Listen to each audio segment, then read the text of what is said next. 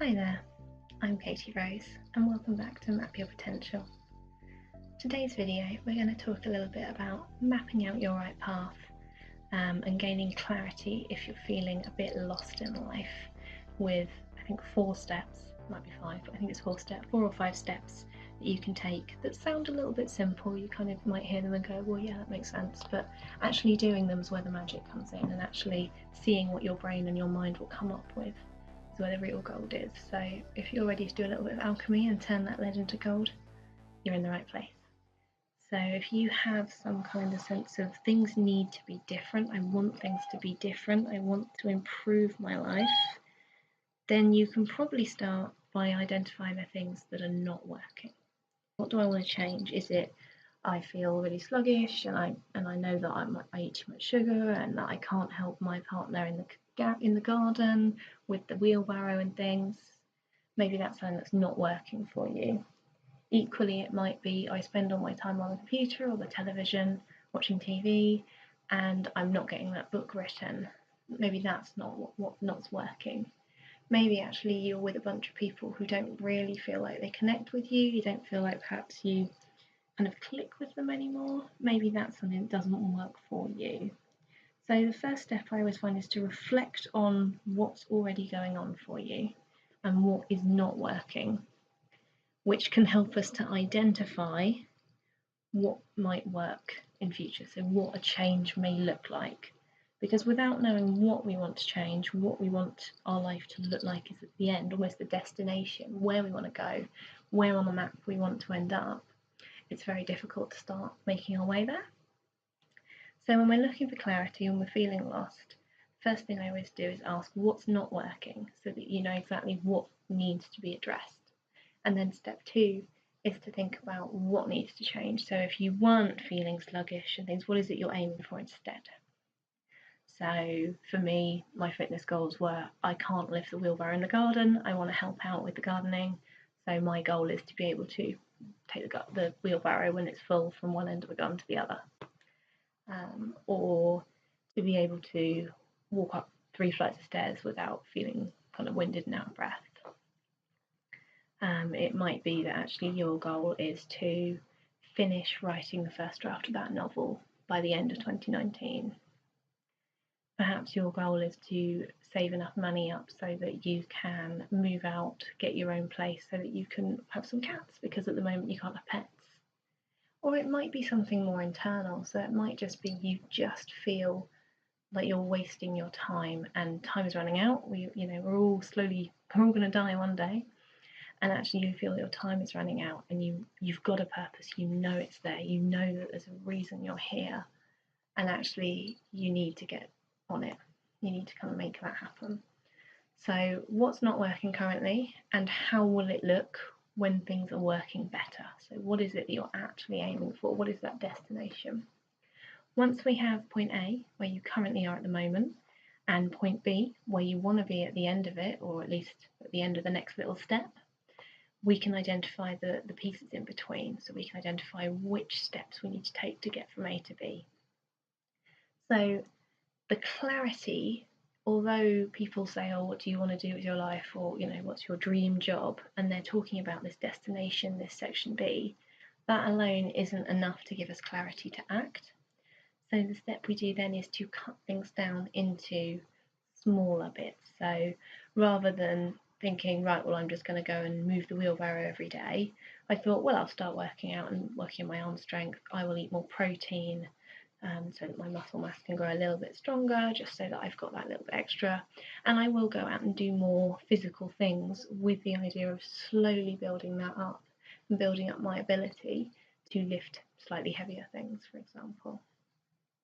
So for someone who wants to write a novel, because I write novels in my free time, there are a couple of ways of doing it. You might write a minimum of 100 words a day or 250 words a day, 5 days a week. That will get you a traditional novel length in a year. It might be that actually you want to work on chapters. So I've outlined these scenes. I want to do 2 scenes a day, or I want to do a chapter a week. Or as my goal is just to write at least once a week. At some point, 1 word counts, 1,000 words counts. To get in that habit of writing once a week or twice a week, and with a separate aim of finishing my current novel draft, which I'm redrafting after I got feedback from beta readers by the end of 2019. So once you have your destination, you can then look at how would I get there? What steps could I take? What paths are available to me to get there? I can go over that mountain, or I can go around that side, or I can climb that tree and then do that. There's all these different ways to get to point B. And really it's about finding the way that works for you and the way that you're going to be able to stick to. So the main difficulty people have with changes and goals and shifting habits is consistency. It is sticking to what they would like out of it at the end. So isn't that right, Smoke? So if you are feeling lost, the first step to look for clarity is to gain that idea of what's not working, what do I want things to look like, and then how can I move a little bit closer? How would I get there?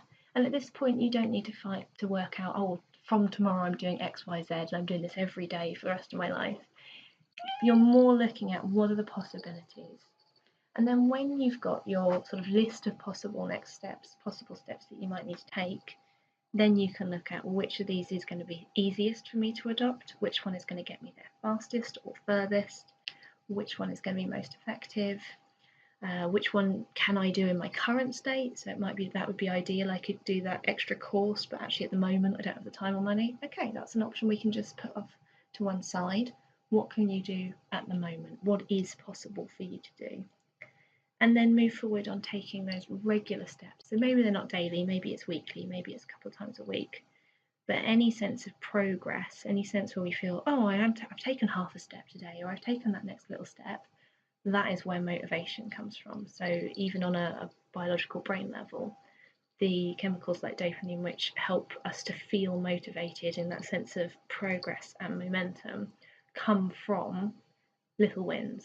They come from a sense of achievement. So if you are doing something every day that makes you feel like you are on your way, you've mapped out your path, you're getting there. It might take a while, but you're on the right track. Then that is where you will feel more and more motivated to keep going. So the longer you keep going, the longer that chain becomes when it hasn't been broken. I did it 1 day, 2 days, 3 days, 4 days. Oh, I've got to go back to day 1 if I leave it today instead of day 6. I'll do it. That kind of thing, using all of those sort of motivational tools, and you'll be there in no time. If you found this video helpful, please give it a thumbs up. Hit subscribe down below for more videos of my cats and self-help tips and developmental tools. If you think this might be useful for someone else, do please share it with a friend, especially if someone seems a little bit lost in their path. I really hope that these steps, although they're simple, they can be really helpful to actually follow and act on. And do leave a comment with your questions or follow-up. So what do you think about when you're feeling lost, gaining that clarity, kind of mapping out your path? What do you use? What works for you?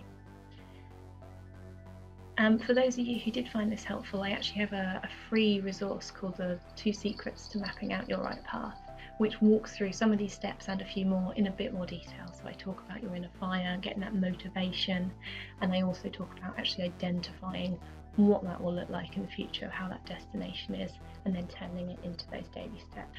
There'll be a sign up button down below, and that is a free resource, so please help yourself to that if you think it might be useful.